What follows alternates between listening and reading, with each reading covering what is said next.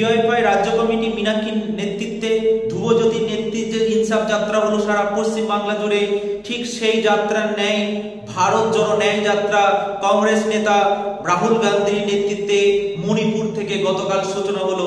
গতকাল ছিল মণিপুরের এই ভারত জোড়ো ন্যায় যাত্রার সূচনা সভা। সেই সূচনা সভাতে 11:30টা থেকে শুরু হওয়ার কথা, কিন্তু আবহাওয়ার কারণে হেলিকপ্টার ল্যান্ড দেরি হয়। দীর্ঘ 3 ঘন্টা পর 3টির সময় এই সভা সূচনা হয় এবং সেই সভা দেখার জন্য মণিপুরের মেইপা সম্প্রদায়ের মানুষ সহ নির্যাতিত সকল মানুষ এখানে জড়ো হয়। দীর্ঘ 8-9 মাস তারা সন্ত্রাসের আষ্টেপৃষ্ঠে ছিল। কালকের সভাতে তারা যেভাবে জমায়েত দিল, তারা মনে হলো তাদের ভয় ভীতি সরে গিয়ে তারা একটু উৎসাহের সঙ্গে তারা বোঝাতে চাইল যে এই সাম্প্রদায়িক সরকার, এই মোদী সরকারের বিরুদ্ধে তারা লড়তে চায়। আগামী 2024 সালে এই সাম্প্রদায়িক সরকারকে উপড়ে ফেলতে চায়।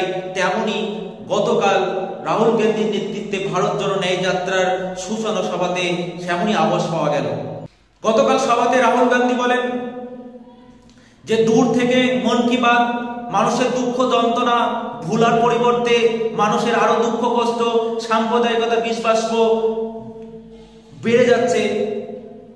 যে সরকারের কাজ স্কুল কলেজ বিশ্ববিদ্যালয় প্রতিষ্ঠা করা, যে সরকারের কাজ হসপিটাল প্রতিষ্ঠা করা, যে সরকারের কাজ মানুষের 3 বেলা খেতে পাচ্ছে না সেটা দেখা, যে সরকারের কাজ তারা চিকিৎসা পাচ্ছে না সেটা দেখা, সেই সরকার সেগুলি না করে বেকারত্ব জ্বালা না মিটিয়ে তারা সাম্প্রদায়িকতার সৃষ্টি করছে।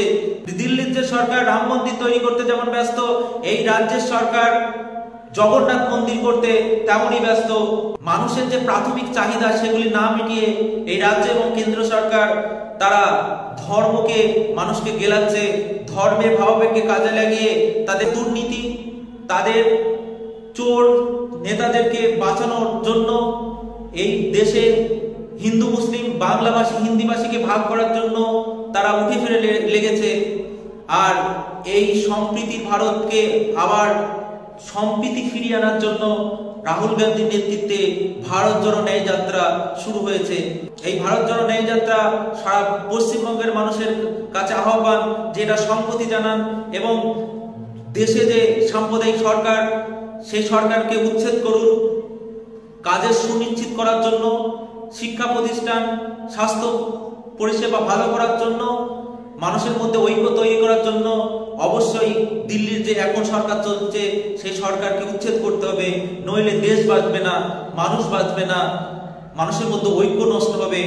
তাই ভারত জোড়ো ন্যায় যাত্রাকে আমি সংহতি জানাচ্ছি একটা ডিওয়াইফাই কর্মী হিসাবে।